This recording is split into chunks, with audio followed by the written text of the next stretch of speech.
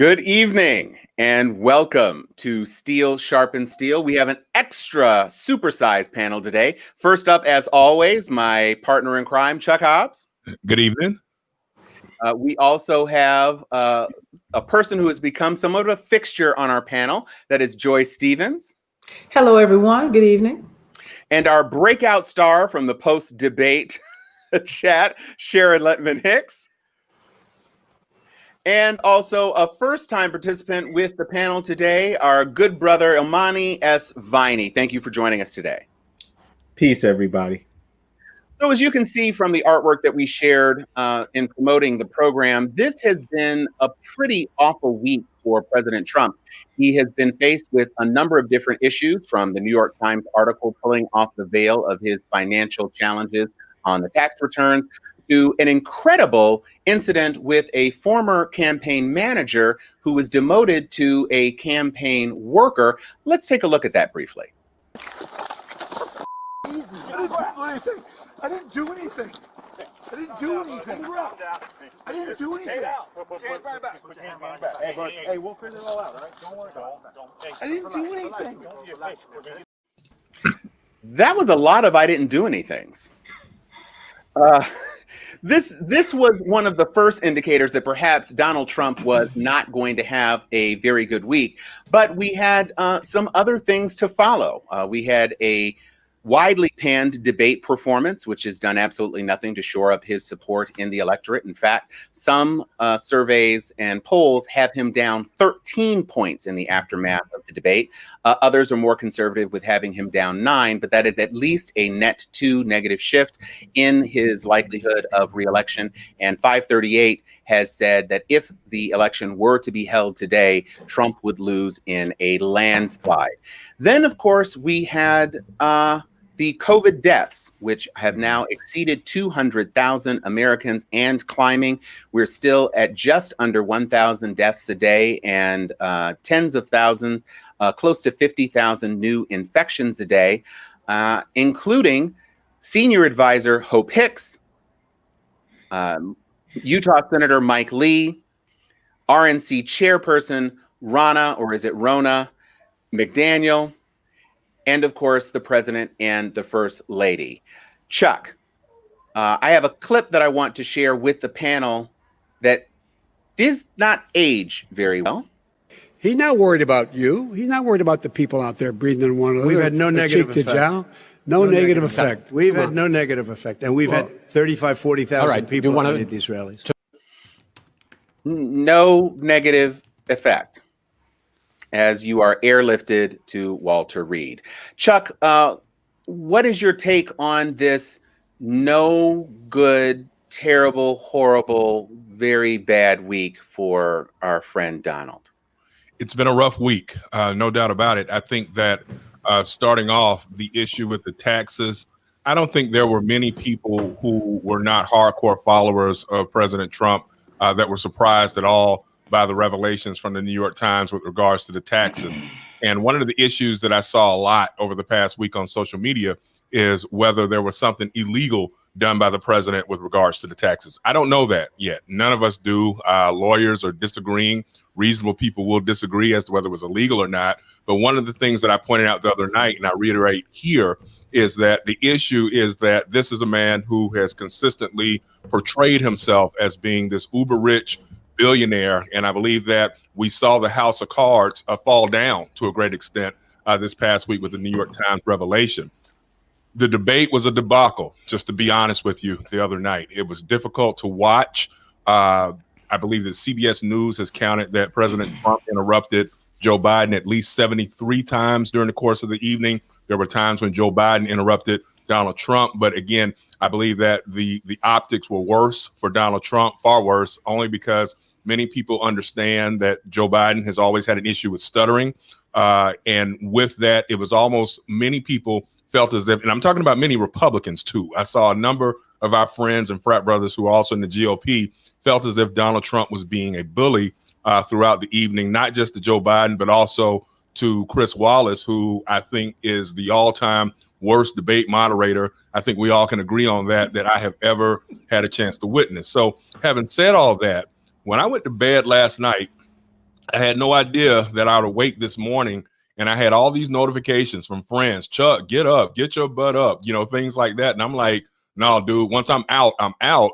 And I just had a hard time believing that President Trump had the coronavirus. And so to see that it actually did happen, I posted a question on my page today because right out the gate this morning, 7, 8 o'clock in the morning, a lot of our friends, a lot of brilliant friends of ours were like, well, I think it's a hoax. I think this is an attention getting situation. And I don't think that at all. And now it's confirmed. I just got through watching, as many of us did, the president walking out to Marine One. He's headed to Walter Reed Army Medical Center.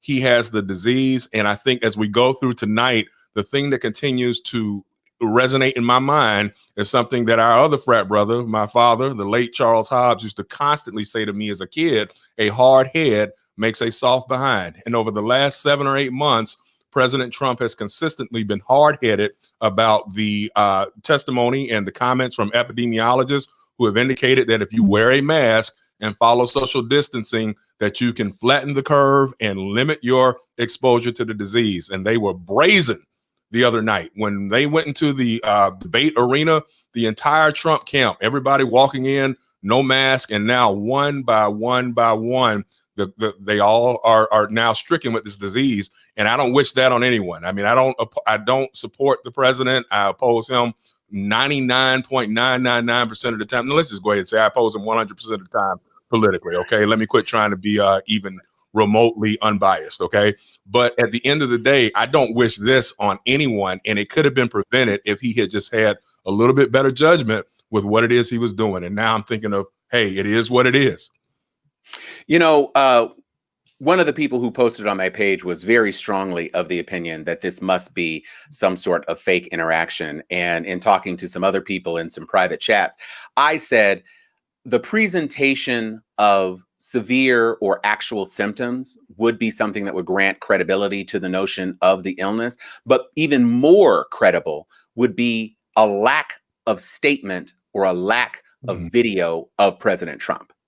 And I don't think we've seen that since the announcement. We've seen people talking about situations, but you haven't seen Trump. It's a real some Kim Jong-un right now of where is he, what's going on. And I don't care what you say, the White House is almost a top tier medical facility unto itself. And the fact that you are being taken to Walter Reed is not an indication that you got a tickle in your throat. This is something that could present as a major problem. And we saw that Boris Johnson, the Trump clone, who is the prime minister of the UK, actually went into the ICU at one point. He was able to soldier through, but this is definitely not an innocent disease and not something to trifle with. Elmani, I want to go to you for a minute.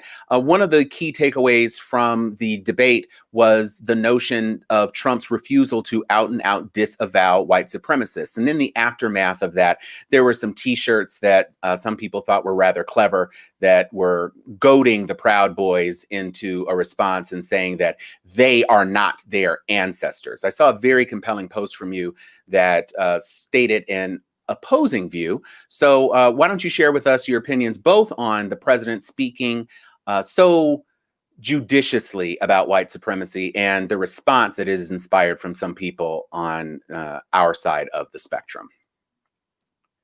Need you to unmute, Elmani. In StreamYard, Elmani, you're muted in StreamYard. There you go. Now you're muted on your mic. How about now? There you go. All right. We're getting there. Well, first and foremost, let's talk about the whole stand back or stand down, stand by or stand back, stand by. That is the ultimate dog whistle. But here's what I'd like to say for everyone on that aspect. What worries me is actually not the Proud Boys, right? It's not the KKK. It's not any white supremacist group. I don't see any white supremacist group that has heard that doing something horrific, either now or even after this election, not as a group. That's not what worries me. What worries me is what has been historically known in America, individualized white terrorism. What worries me is the Dylan Roof in the Proud Boys, or the Eric Klebold, right, in the Proud Boys, the Timothy McVeighs, whereas you have your extremist groups, but then you have those that have the utmost extremist ideology that has proven over and over again, whether you're talking about the Las Vegas shooting, whether you're talking about Columbine, Sandy Hook, the shooting in South Carolina, so forth and so on, where we have these individualized acts of domestic terrorism by white supremacists. That's what scares me more than anything when he says, stand back, but stand by, is those individuals being activated, and not just now, but even regardless of how this election goes, especially if the election doesn't go the way of Donald Trump, which it looks like it's not going to, far after. So I think that's something that we really need to keep an eye on in regards to that. And he did utilize, it's not a dog whistle, somebody said before, a bullhorn. Now on the other side, yeah, I saw the t-shirt and where it said, basically, we're not going to take it as Black people. Fine, I get that. But then to say, I am not my ancestors. Here's the irony of that.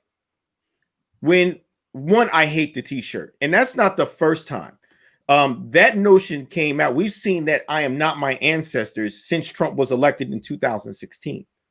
And we've sort of kind of embraced that. So this is the history teacher in me, and I'm not going to really bore anyone. But when people see that, they're talking about really two instances. They're talking about enslavement, and then they're talking about the civil rights movement. So let's talk about the civil rights movement for a second. The nonviolent movement, Satyagraha, in which Martin Luther King took, but was inspired through Mahatma Gandhi, that still was a 10 to 8 year practice, right? And we're also talking about pre-1966 Martin Luther King, and we're talking about regionalized when we talk about that. And then when we talk about enslavement, we render invisible the number of enslaved insurrections, revolts, and rebellions that took place. In the history of the United States, there are over documented 250 slave revolts. Not Nat Turner, 250 slave revolts. And then when we talk about not just the civil rights movement, but the Black Power movement and every other movement, not just in the 1960s, but before the 1960s, Black people have always been armed. Black people have always fought back. So this notion that we are not our ancestors, where did they come from? I'll finish by saying this. The sad part is when we affirm that miseducation, we are actually affirming Eurocentric script on how they want us to perceive our history. We render invisible Black rebellion and Black revolution when we say or affirm that false notion that our ancestors did not fight back. Thank you so much. I love the points that you're bringing to the fore. And again, it is an important part of us as Black people affirming and embracing the spirit of rebellion, revolution, and power that we have inherently and always expressed throughout the millennia of our time on this planet that has undergirded what is perceived as the notion of Black power. Getting back to the biggest story of the day, the thing that has dominated the airwaves since that midnight tweet from Donald Trump.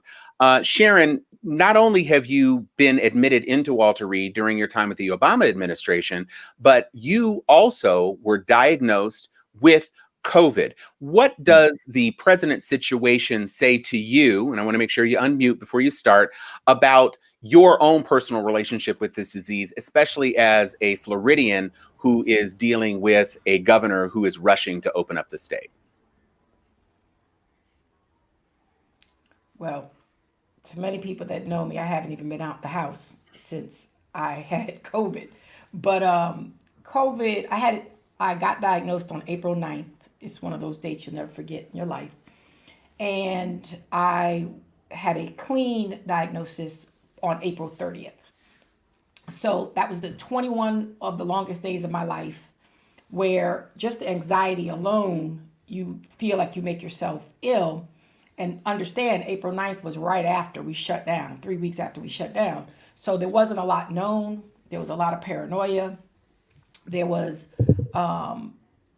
virtually no one getting tested in our city. I mean, my husband, my son, and myself all got tested, and we had the run of the parking lot. There was no one else there, and we went, and you had to have a doctor's referral at the time.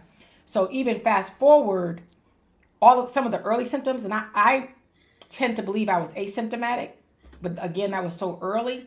I had a lot of fatigue. A lot of what they're talking about, Trump is going through right now, is how I was feeling. And if what they're saying about him is true. And I say that because so much was learned after the fact, but the fatigue is real. It's just real. But the anxiety, I had about 20 doctors, all friends, every nurse there could be, never left the house, never made it to the hospital, talked to the hospital every day, talked to every nurse every day. But the fatigue is real. And then, I wasn't the healthiest person, still not the healthiest person. I was preparing to die. I was making out my will. I was calling people. I was doing everything I could do. The anxiety is real. And I had N95s before, when they were still telling people don't go get no mask because they didn't want people to go buy N95s. Thank you to the Suggs family. So I've been wearing a N95 since the first week of the virus. So just all of the ridiculousness, and we got ours from Home Depot. We didn't go to no medical store. So when I even think about where we are today and all that has gone on in these past 6, 7 months, 8 months, and the irresponsibility of our president, it's hard for me to be empathetic because he doesn't have to have it. Okay. He, if no one else in this country does not have to have it, right. It's Donald Trump. And I'm very connected to the 200,000 people who didn't have to die because of this one person who didn't have to have it. And I'm I got my glass here. So at the same time, the fact that he's headed to Walter Reed, funny story for me, back in 2014, when I thought I was having a heart attack and my husband is retired Air Force, I got taken to the ambulance to Walter Reed, of all places. I felt very well taken care of because we live close to Andrews, where our president went, and when I was still living in Maryland. And of all places, they took me to Walter Reed. Nobody could visit me because it's a military hospital. So we were on lockdown inside of Walter Reed. A few hours later, Obama was brought to Walter Reed. So I just assumed I wasn't going to get any treatment because the president of the United States was there for a treatment. So I'm not as concerned living in the DMV for over a decade and being a military spouse of him going to Walter Reed, and the fact that he walked out because I was taken in an ambulance. And I was there for 2.5 days. My heart attack turned into an anxiety attack. But that is an absolute place for the president of the United States to be, no matter what's in the White House. Because the staff at Walter Reed is second to none. I even said, if I passed out in Florida, somebody airlift me to Walter Reed for the level of care that you get there. But it does a little bit make me believe that it's 100% real that he has COVID. And to what Chuck was talking about earlier and what people were saying on social media, he's too arrogant to pretend to be sick. He's too arrogant to show weakness, just from all of the narcissism that he is known for. I felt in a minute it could be a wagging a dog. It could be a whole lot of things, and you never know. He may go this far. But his age, his weight, his sex, his gender, and damn it, karma. And at the end of the day, the level of arrogance he has shown over the whole pandemic, but in particular, just to win a vote, stealing the election, voter suppression, threatening this, the arrogance of all those campaign rallies every single campaign rally became less and less mass, less and less mass. When, as a person who understood why they told us not to go out and buy masks in the first few weeks, that they keep trying to reel back, and then they realize the error of their judgment. The few people that have medical connections understood, no, we're not going to take the PPE from the medical community, but that's what they assumed everybody was going to do. You needed to mask up. And then now that everybody is well aware, for well over 6 months, you need to be masked up. And for him to be dogging out Joe Biden 2 days ago, I mean, mocking him. If somebody's within 200 feet of you, you still have on a mask. And dude, you and Walter Reed tonight? Look, yeah. I pray, I don't wish nobody dead, but God and the spirits and the angels and Ruth Bader Ginsburg and the other 200,000 people that's sitting up there, I'm not the judge. Yeah, I was. Karma is a bitch. I was saying to some people who were on my wall, the idea that Trump would allow himself or admit that he was taken down by this particular thing, right.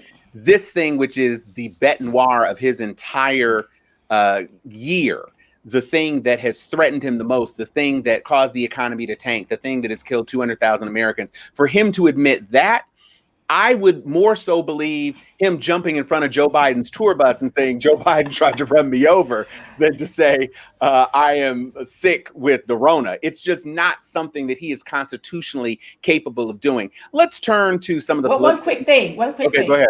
If black people, if y'all ain't got masks yet, y'all better go get them, because every Proud Boy, every white man, every white supremacist is in the store right now buying a mask. And you don't want to order them off Wish. I can tell you that. It'll be into next July before you get your shipment. Let's turn now to some of the political implications of what this sickness means. I said in the very top of the show that his post-debate performance was not something that has helped his campaign. Him now being off the campaign trail for no fewer than 14 days. Let's be clear, no fewer than 14 days. And the announcement today means that he is likely not going to be able to even weigh in on Amy Coney Barrett, which is one of his very most important things that he wants to get done. And Mike Lee, who sits on the judiciary, has said that although he is isolating, he does intend to be in place for the Senate judiciary confirmation hearings. Joy, what do you think is going to be the biggest fallout from the current situation with the president's health? And what do you see moving forward, either if he recovers spectacularly or if, God forbid, he takes a turn for the worse? You know, those are excellent questions. And I'm going to start with if he pulls through. And so, you know, once he recovers, or if he recovers, then the story is, see, I told you it wasn't that bad. Look at me. I'm in the demographic. I'm old. I'm this, I'm that. I have high cholesterol and I'm just fine. There's nothing for you to worry about, just like I told you. I had it. I'm cured. Even worse, if he ends up with antibodies, my blood will cure you now. Don't think for a second that the evangelicals that support him won't flip that into some sort of savior mentality or savior narrative of he came through, he was laid low. If he codes for a second and then he was resurrected, I can see them doing that because it is a very powerful story to add to the cult following that he has. He lived through it, and now through him, you can live too. I can already write it for him, and I'm sad. I'm disappointed in myself that I just gave them that soundbite, but you know it's possible. The other thing is, if he pulls through, then the question is, well, how is everybody else going to get this cure that you got? How is everybody else going to survive? If he pushes something like hydrochloroquine, which has not been proven to cure anything related to the coronavirus, then my understanding, and this is speculative, I do not have sources, but my understanding is that he is tied in some financial way to the production of that medicine. And so, you know, once again, I think he's still trying to line his own pockets. If he does not pull through, then I think the Republican Party ends up scrambling. What do we do now? Pence doesn't have the support, the presence, the personality to pull off what Trump has been pulling off for 4 years. And so where do they go? They can't just drop him. He's the vice president. So what do you do? It'll be interesting to see if they install someone else in the top seat or if they move him up. But they have to hold on, at all costs. But I do think that regardless of the outcome, I think the inception of this was not good enough for it to be fake. A lot of people are like, this is a hoax. He's just trying, like any spoiled kid, he's trying to play sick to get out of doing his homework or taking a test at this next debate, which, okay, I can see that as a potential conspiracy theory before, as Sharon admitted, he was admitted to Walter Reed. You don't fake that.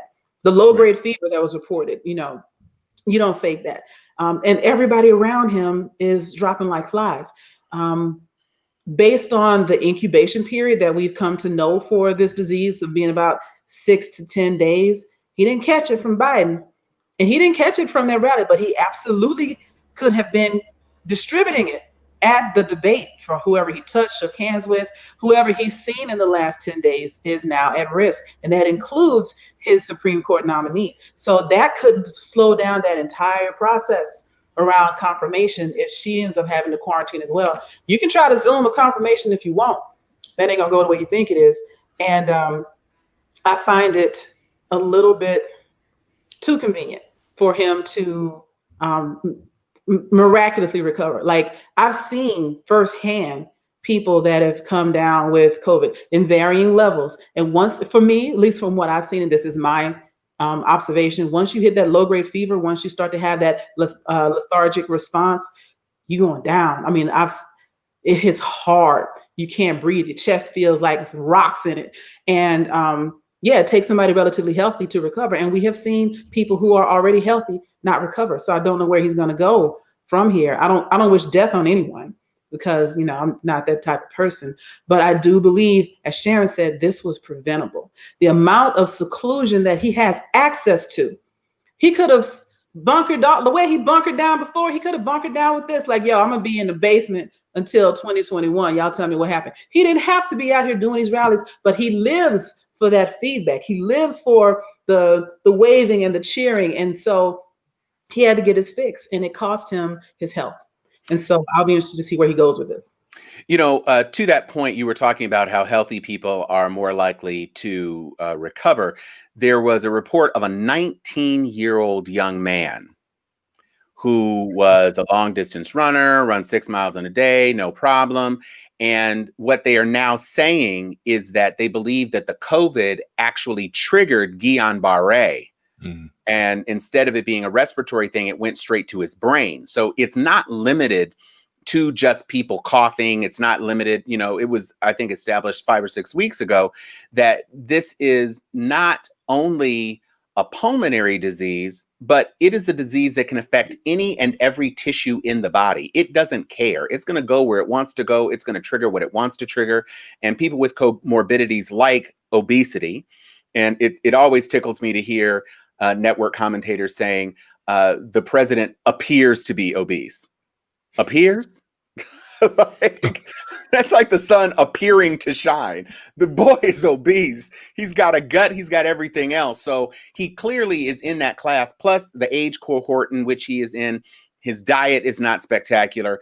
He's clearly under a lot of stress right now because even a delusional person can realize that the polls are what the polls are. And even from Fox News, the polls are not great for him. So he's undergoing a lot of trigger mechanisms that might be attributable to the onset of some more grave symptoms. Chuck, turning to you on the issue of some of these other people who are circulating in his orbit. That was one of the things that convinced me that we were dealing with something that was more real than was originally posited, just because so many people have fallen. You have the chair of the RNC, you've got his personal assistant, Hope Hicks, or senior advisor, Hope Hicks, of course, his wife. We haven't heard anything about Barron. This Senator Mike Lee, all of these people in his orbit who had knelt at the altar of Trump with their belief that this was not really a big problem. And now everybody is coming up as a person who is positive for the virus. What do you see going forward as we come out of this incubation period? And Joy, to your point, Apparently, the roughest time for people in Trump's cohort is within the 5 to 10 days. If you can make it through the 5 to 10 days without serious complications, you're probably going to come through all right. The fact that he is now in Walter Reed and what we know to be perhaps day 2 or 3 is hardly an encouraging sign. But Chuck, what are you seeing in the tea leaves as we are just barely 4 weeks away from the election? A person who lives on the personal touch of large-ish rallies, now off the campaign trail flat for the next 2 weeks. What do you see happening within this campaign and this administration? Right. Those are some tough questions. I had someone pose a question earlier today to me in terms of the orders of succession. I'm sorry. And with regards to that, it's the same as it always has been. Obviously, if he is incapacitated, Mike Pence would be next up to bat. But under the rules, both the Republican Party and the Democratic Party have mechanisms in place whereby if he is permanently incapacitated or if he were to pass away, the Republican Party could actually substitute someone else in.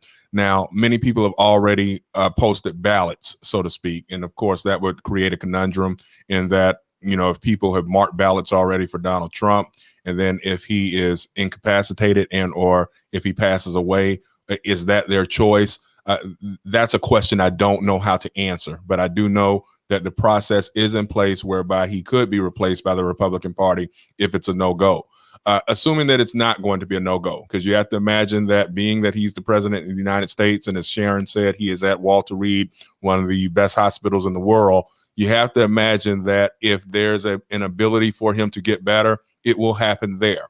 So again, he loses valuable time over the next 2 weeks. Some of the funnier comments I saw today on social media stemmed from the fact that, he just wanted this to happen because he didn't want to follow the rules that were going to change with respect to the debates, or he was afraid that they would cut his mic during the next debates. And I mean, I know sometimes during serious situations, humor allows us a respite from gravity of what we're dealing with. But Tom and everybody, it really could be somewhat chaotic because, we already are in the middle of chaos in this particular election. We have, through President Trump's consistent, if not persistent, needling that the results are going to be rigged, that the process with respect to the post office system, we can't trust it. And so, again, the conspiracy theorists and the QAnon folks are going to be having a field day over the next 2 or 3 weeks, depending on what the results are of over the next 3 or 4 days. Because I'm like you, Tom, the president is in that high risk group. He's 73, 74 years old. He is obese. And I don't say that to besmirch him. I am obese. But unlike President Trump, I can say it and still smile.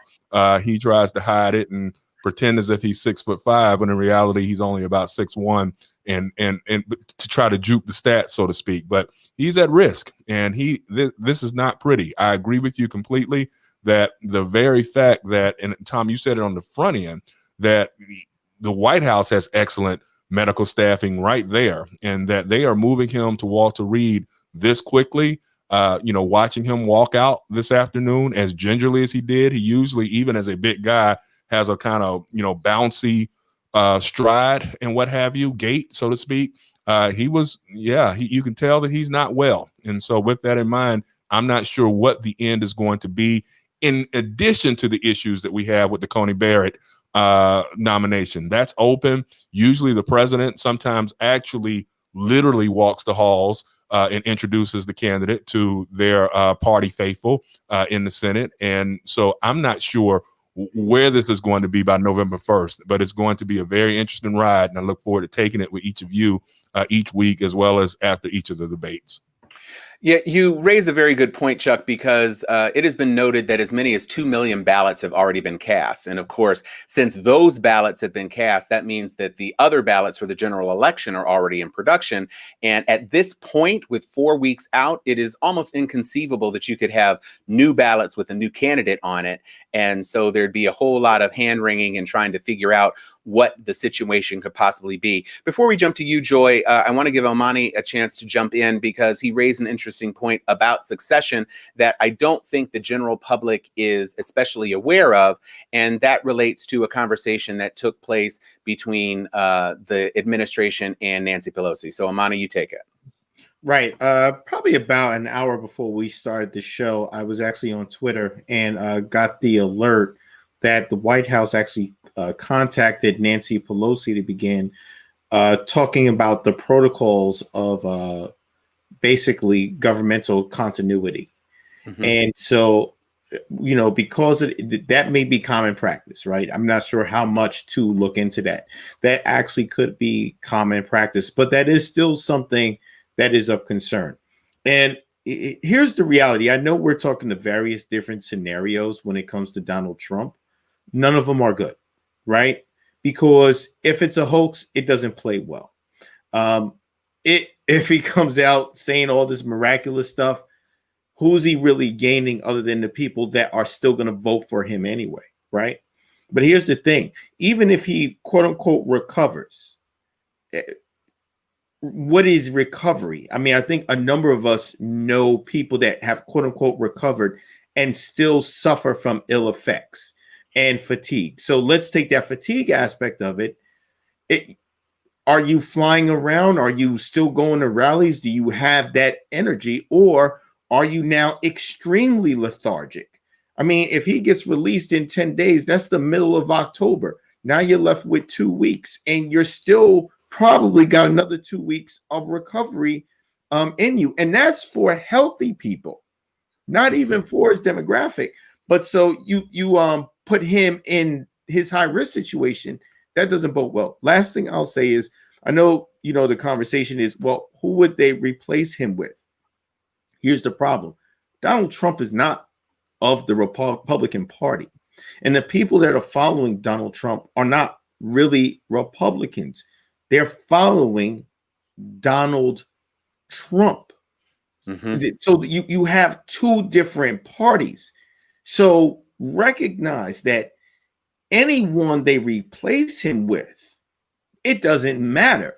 They're not going to get the same level of enthusiasm because everybody's attached right now to Donald Trump. It is more cult following than political ideology following. So I think for the Republican Party, for Donald Trump, no matter how you cut it, it's bad all the way around. So thank you, Omani. Joy, you wanted to jump in. Tell me what you want to talk about and let us know your thoughts on what we're discussing at present. Yeah, actually, I disagree. I think that if God forbid Trump does not pull through, I think the Republicans can hold the White House. And here's why. His base, yes, the people that support Trump, they support Trump, but Trump is on the Republican ticket. If he passes away, they will vote loyalty, they will vote sympathy, they will vote, nostalgia, Republican. And all the people who hesitated to vote Republican ticket because Trump was president, or because of all the things that they couldn't reconcile voting for, everyone calling him racist, everyone saying that he's xenophobic, that he's basically a jerk.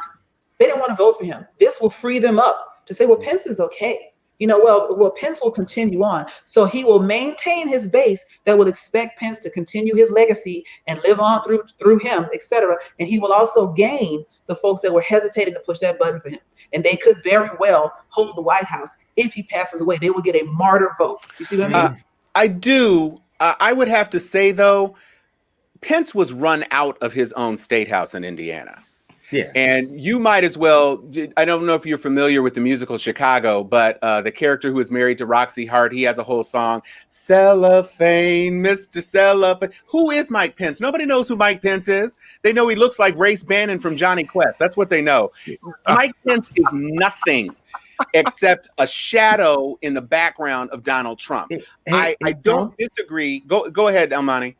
I got to respectfully, and I hear you. So, but the nerd in me has to disagree, because people forget that for all of Donald Trump's grandeur, he won in 2016 off of 77,000 votes, 1.2%, having to win 3 blue states, right? Let's remember, those blue states had Republican governors. And so I hear what you're saying, but the structure doesn't bode well for that, because whoever you replace them with, you still have now those same states, Michigan, Pennsylvania, and Wisconsin, that are Democratic governors. You also have seen already an extraordinary amount of ballots put in by Democrats. In addition to that, I don't see any Republican. I don't see Mike Pence winning over Michigan, Pennsylvania, and or Wisconsin. I just absolutely don't see it. So sometimes I think that, I'm not saying you, but I think sometimes that's lost in the fact that though Trump won, he didn't really win as big as a margin as people thought. So I think that whatever hesitant people the Republican Party win back, they still lose the people that came in for Donald Trump. Yeah, and to be clear, you aren't respectfully disagreeing with me, because I was making that point. You were disagreeing with Joy. Yes. But, it is also important to note that currently Biden is up in each of those 3 states. Yeah. And it's also equally clear, and I've said this before, you can't discount the misogyny against Hillary Clinton and what pushed people away from her. They'd rather go for a strong man than what they perceive to be whatever description they held of her as a woman who was a leadership woman, who had a lot of credentials, who had served as a senator, who had served as Secretary of State. They did not like Clinton. They did not like the Clinton brand. On the other hand, you now have the vice president of the Obama ticket. And the animus against Joe is not there. Not for the least of which reasons is that he is a clearly empathetic and nice guy. He's that guy you want to have a beer with, just like George W. Bush. That's the thing that can put you over when you are going against a deeply unpopular person. Hillary was also as equally unpopular. That's not the case with Joe Biden. And if the ultimate loss to a person who treasures winning is catching a disease and dying from it the week before the election. And again, I'm not wishing anything on the man. My prayer for him is thy will be done. That's a part of the Lord's Prayer. So I'm not being petty there. But this is a situation where if it turns out that this keeps him off the trail and he does not come back at 100%, because again, Herman Cain was hospitalized for a month before he passed. Obviously, he didn't come back at all. So 2 weeks is the minimum threshold. That's when normal people are able to be cleared. If he manifests symptoms and starts to deal with some problems, we're not at 2 weeks now. Now we're at 3 weeks or more. How old is Boris Johnson? Boris Johnson is younger than Trump, and he's also not as obese as Trump. But but how long was he? He was hospitalized for a minute. Yeah, I think he was in the ICU only for about a week. They say if you're on a ventilator for more than 10 days, it's probably a wrap. But I know that he was hospitalized just as an isolation precaution, and then he actually was in the ICU, intubated and all of that. And then he was able to pull through. So you figure comparable medical facilities, et cetera, between the UK and the United States. But the point is simply that if this situation does not improve quickly, everything about this starts to change. All the math starts to change. Mitch McConnell's going to go into overdrive. Of course, he's really going to try to push Amy Coney Barrett. But at the same time, you're going to have some of his people looking like, look, man, he might not even be here. And how can I make that sort of situation, and what does that mean for the election? Chuck, go ahead and take it. Tom, you raised a very great point with regards to my Morehouse brother Herman Cain, the late Herman Cain. Again, Cain very similarly this summer in Tulsa at that first rally, tweeting out the comments about, hey, no mask, looking blissfully happy to be in that number with a number of Republicans who were there cheering for Donald Trump. And then he contracts the disease. And like you say, it was a slow progression. and he never came out of that hospital. And what's interesting about what you said on that is they are of similar ages. Herman was, I think, barely 70, maybe 71, and Herman arguably was in better shape. He did not have the issues with regards to the obesity, but he was also a very wealthy man. So you have to imagine that he had the best insurance also. And so with that in mind, I think that we would be remiss if we don't know that it very well could be chaotic here over the next 30 days, because again, we don't know what's going to happen here. The best estimate is, okay, he will recover. But like Brother Viney just said, again, 2 weeks later, 3 weeks later, will he be able to actually get on the campaign trail and go back and do the rallies? We have seen so many instances where people far healthier than President Trump have said that it took weeks and months for them to recover from this disease. Our own panelist here, Sister Sharon Lettman, has made the same comment that she was sick back in April and is still hesitant to leave the house and still dealing with some of the residual effects from the disease. So again, you have to imagine that on some type of level, this actually, if we're going to talk straight politics, inures a benefit to the Joe Biden campaign. And again, Brother Cunningham, you raised a very good point on your page earlier today when you noted that that there was a very classy response from Joe Biden this morning about the pronouncement. There was no pettiness whatsoever. And when you also asked the question that if the reverse was true, if it had been in fact Joe and Jill Biden who were sick and on their way to Walter Reed or the Bethesda Naval Hospital today, would Donald Trump have been so gracious? We don't know, but still, at the end of the day, we don't know where this thing is heading over the next 30 days. And I have never seen anything like this. The closest analogy I can come up with is, lest we forget, the 9th president of the United States, William Henry Harrison. Brother Viney, I know you're a historian. You'll remember this.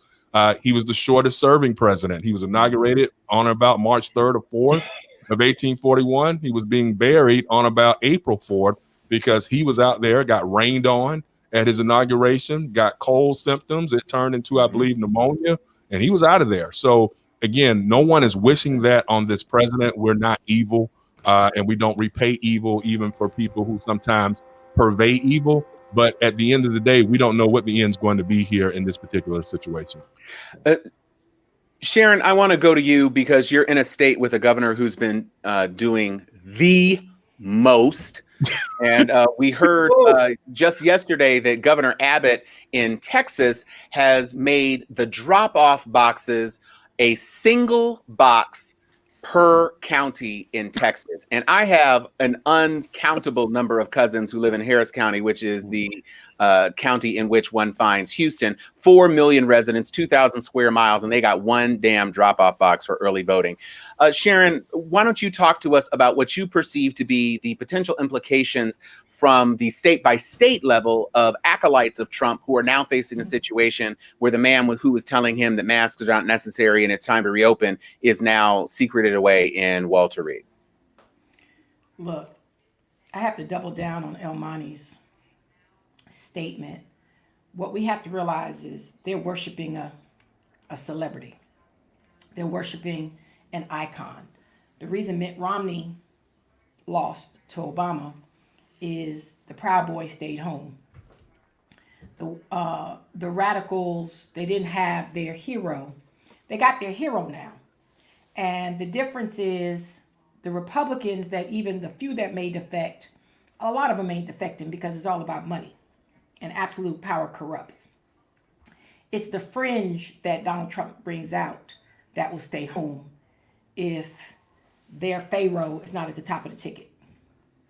And the reality is they will rebuke, because all of a sudden, all the Republicans will come out and denounce white supremacy, as they're already doing, and that's cold.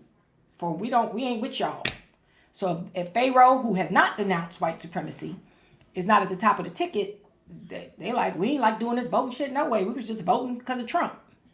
So the reality, that's one set of reality. We've got our guns. And we don't need no symbol to shoot it. How about that?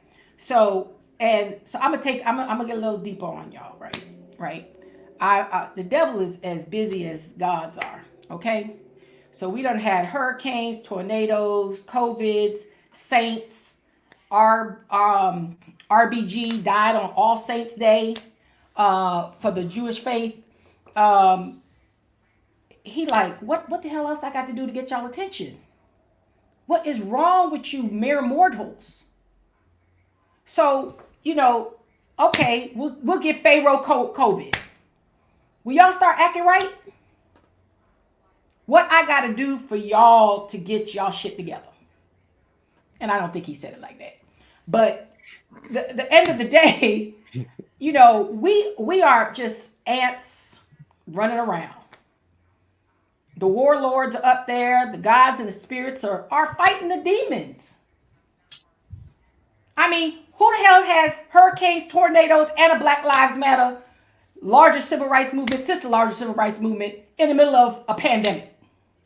So many hurricanes that we had to go into Greek letters. And I know that's something that everybody on this panel could relate to. Don't forget suicide squirrels. Yeah, you went beyond. If you ain't packing, stay your ass at home. Yeah, okay. Because this ain't our fight. No. You notice the Proud Boys every now and then they get a brother. They beat each other up, and ain't nobody talking about that. Nobody's talking about the white people are fighting the white people. They only talk about when it's us. Okay, listen, how about that? So I don't know who. I suggest. Go ahead, Sharon. Look, I'm married to a PTSD 25 plus year U.S. Air Force retiree Iraqi war veteran, right? We don't even live in the same house.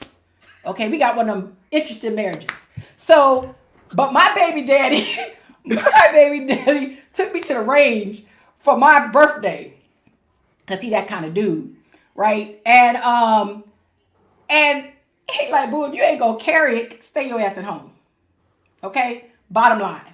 And all y'all, I'm going to Costa Rica the week of Thanksgiving because I don't know what the hell gonna happen on election day. So everybody's welcome to come because that's my other motherland. Okay, I'm an Afro-Latina tonight. Okay, and my mama is from Costa Rica for real, y'all. People that know me that know that's true. There's a couple of us black ones over there, and but if you ain't packing, stay your ass at home. I'm going out on election day and remember he told all his people to vote on election day. So if he ain't at the top of the ticket, they ain't going because he wants chaos or mail-in ballots so he has something to contest. So he's not going to contest his votes. No. So he want all them people to go out on election day, and it's up to the gods and the warlords. We're just mere mortals. So go ahead, Joy. First of all, let me tell you something. I'm from Texas, covering my ID and stuff. This is how we roll. License to carry. Got my license back in November of 2016 because that's how I recovered from the nervous breakdown I had after the first election. And I'm not joking. But I will tell you this. I want to speak to a moment about the single drop-off point that they're doing in Texas. Do you know how big Texas is? It is 13 hours driving fast from Orange, Texas to El Paso, Texas. It is 17 hours driving from Brownsville to Amarillo. And there are counties in Texas that are 3 and 4 hours long. Mm-hmm. So they tell you there's only one drop-off point for county. If you live in a place like Maryland or DC or Pennsylvania, you're like, okay, so I got to drive 30 minutes. No, that ain't what they're doing in Texas. You got to get in the car. You got to get your snacks. You got to get your gas and stuff to get ready just to drop off a mail-in ballot. And what happens when you get there to drop off your mail-in ballot and the Proud Boys are standing there telling you can't put it in here today? Look, Black Lives Matter need to start marching in Texas. That's for real. Target. I pray for my Texas people. Y'all be careful. Vote early. Vote early so you don't have to worry about this. Vote early, and if they're there the day you go to vote early, try to vote early on a different day. But make sure you get in there because they can't be there all the time. You know, that single drop-off point makes you a target, and that worries me. It really worries me. And also, how many people? The problem with voting on a single day like election day, since it's not a federal holiday, is people can't get off work to go and do this. And so, you may have to take your whole Saturday, plan out your day, take some time off, whatever, just to drop off an absentee ballot. That's not right. Because I can tell you right now, I know that Austin County goes from Austin damn near to Dallas. Austin County has been gerrymandered to be about 3 hours long and about 45 minutes wide, because they wanted to include all the rural areas between Austin and the city of Dallas. And all of those people now have to come and vote in one place. It's going to be crazy. It's going to be insane. Vote early and in person and avoid all of this. See, I know they better have a really, really big box in Harris County, or they're going to be swapping that box out 3-4 times a day, because that's just too many. It's 4 million people. El Mami, I'm going to take you, and then Sharon right after. Go. I got a question for the panel, and I'm just curious here. Could this have backfired though on the governor of Texas? And here's what I mean, because by doing this 1 month, literally 1 month before we begin to vote, does it energize an activist mindset within these counties where people do mobilize early? Now they're aware, as opposed to when we've always voted in the past. Let's be honest, we've put it off and still thinking about that day, right? But now everybody, I already put my ballot in. Me and my wife's ballot's already in. But now as I'm thinking about what's happening in Texas, does this now mobilize people? Oh shoot, you know what? I'm going to take this day to go down there. And now you got people thinking that, and you got pretty much 30 days of people maybe more in tune to do that. So I'm just wondering, you all know, Texas Joy better than I do. Could this actually backfire on Abbott? Well, Joy, didn't they elect 7 Black female judges in Harris County in 2018? So to your point, Elmani, I think if any county that can elect that many Black women to be in Black robes adjudicating important issues, I would tend to agree that the activism is probably going to step up. Joy, I'm going to give it to you, and then Sharon has been waiting, so I want to give it to her if you have a response. Yeah, so for those of you who are familiar with Atlanta and how Atlanta is a mecca of Black excellence, but once you leave Fulton County, you're in Georgia. The same thing happens with Houston. Houston is one of the most diverse cities outside of the state of New York. And so if you think about it, Harris County is the Fulton County of Texas. Houston is it's a sanctuary city. They went from, I want to say it was a lesbian mayor to a Black mayor. Mayor Turner is there now. I have friends that work in his office. Shout out to my soror. I won't call you out because she likes her privacy. But that office is extremely progressive. The city of Houston is extremely progressive. But once you leave Houston, you in Texas. Texas is a different animal. And so I do think activism will be activated, for lack of a better way to put that. I think you're going to see a surge of progressive votes in Austin. I'm in a group on Facebook called Living Blue in a Red State. And there's a whole lot of Texas people in there, and they are agitated, and they are talking about this, and they are talking about voting early and getting out. But there's also the rest of Texas. Texas you can almost 90% of the population lives in Dallas, Dallas, Houston, Austin, San Antonio, Fort Worth, and a little bit in the Panhandle. You got some folks out in El Paso, but it's kind of more New Mexico. So anyway, there's literally 600,000 to 700,000 square miles of nonsense, and people live out there, and they will travel. And those counties are much smaller, and you can see an elevation of that rural vote in Texas that you normally don't get because they farm and they don't care, but they care now because a lot of militias are also in Texas. I think it's going to be a battleground state. It's been purple for a very long time because of the population explosion in Austin and Houston. And we'll see if that progressive population explosion can overcome the redness of Texas and finally flip that state blue. It's going to be interesting to watch, but it all depends on who votes when and where. Take it, Sharon. I want to chime in on this Texas. When I said stay home, I'm talking about after the election. I'm talking about the ruckus. This is the time to be in the street because you can't allow that joker to pull this off in Texas. That is, it's the second or third largest state in the country. That's just insane. It is absolutely insane. It's inappropriate. It's just like my psycho governor who has decided that protests is illegal.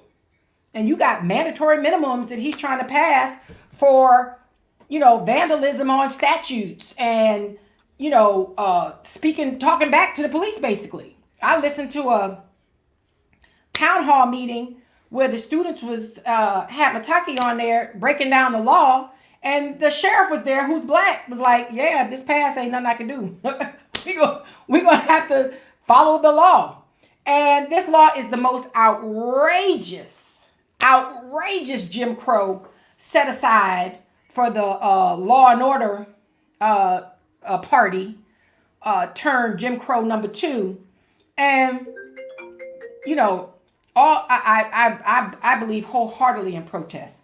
But this voter suppression tactic in Texas, and this, you can run somebody over in a protest and basically stand your ground, saying that you were just fearful of your life and not get charged in the state of Florida. This is what the proposed legislation is. The trickle down of the Trump minions, they can be stopped, but we got to continue to put a fear of God in their life now, because voter suppression of any sort between now and 36 days after the election is unacceptable. Because I'm still traumatized from election 2000. I was old enough and grown enough and working in the great state of controversy, the state of Florida, on the ground for election 2000. So I believe if anybody has ventured out to pick up takeout, has ventured out to the grocery store, has ventured out to Sam's and Costco's and BJ's, venture your behind to the polls for early voting or election day. I bought the goggles from Walmart for $3.97 because I go get a face shield for $6.99 in any uniform store in the city, and put on your mask, wear some gloves, and go vote. I got a hazmat suit, but y'all can't borrow that. So y'all need to, goggles, $3.97 Walmart, online, came to me, is $3.97. Mask, gloves, precinct. That's your activism. I'm going to do you one better. You can get the face shields from the 99-cent store for $1.99. There you go. So you're $3.97. You got one for you and your bae. I am going to be voting for the very first time with my daughter, who came of age this year, and she has filled out her voter registration. And California, I'm in a bit of a unique situation from the rest of the folks on the panel, because Gavin Newsom is about the most progressive governor in the union right now. You can register to vote on November 3rd and cast a ballot. So it's very, very different.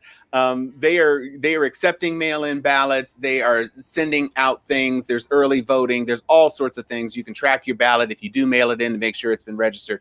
So I'm not in the same situation. My governor isn't crazy like my Texas cousins governors and my homegirl and my homeboy in Florida.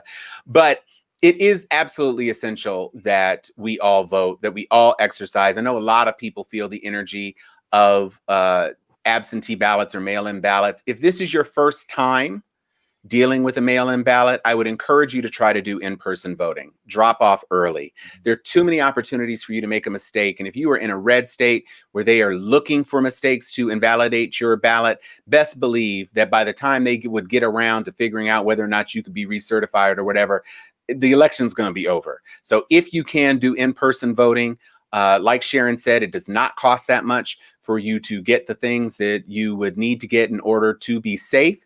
In terms of voting, masks, PPE are available much more readily than they were before. There are all different levels of PPE. I personally have my very festive full cover face mask from Dianu, and I supplement that with a KN95 mask too. I'm getting that double layer, and it fits on my face real snug when I put both of those straps on. So this is something that we all know is vitally important. We know that there are going to be a lot of developments over the next couple of days. Certainly, we are all going to be sitting next to our televisions and devices looking for updates on the situation with the president. On to the issue of the vice presidential debate, Mike Pence has tested negative and Kamala Harris has tested negative. So it is possible for the debate to go forward on next Wednesday. It remains to be seen whether or not the administration and or the RNC, which is rudderless right now, thanks to Ronna McDaniel also being incapacitated, whether or not they are going to push for some sort of delay or claim out of respect for the president's situation, yada, yada, yada. So we don't know if it is going to happen. The second debate is scheduled for the 15th, which is just outside of the window of Trump's potential release and recertification. And then, of course, the last debate is a week after that. So these are the last best chances for the cases to be made for the presidency. And it seems unlikely to me that in normal circumstances, President Trump would try to avoid this. But as we talked about in our last podcast, this is not the sort of format that he's comfortable with. This isn't the screaming crowds. This isn't 20 people sounding like 200 people because they're extra loud and disobeying the moderator. He's not getting the sort of feedback that he is accustomed to. And he was very chided by both the moderator and the press and even Republicans about his performance in the debate. So we are going to be where we always are each and every week on Friday evenings, bringing to you the best and most important aspects of the news. I want to thank all of our panelists, especially you, Amani, for your first appearance. Thank you so much for sharing your historical perspective and bringing some energy that matches Sharon Lettman's verve and vigor at times, which is so important. With that, I would like to say that I am Tom Cunningham. And I am Chuck Hobbs. And we are Steel Sharpens Steel. Thank you for being a part of our program.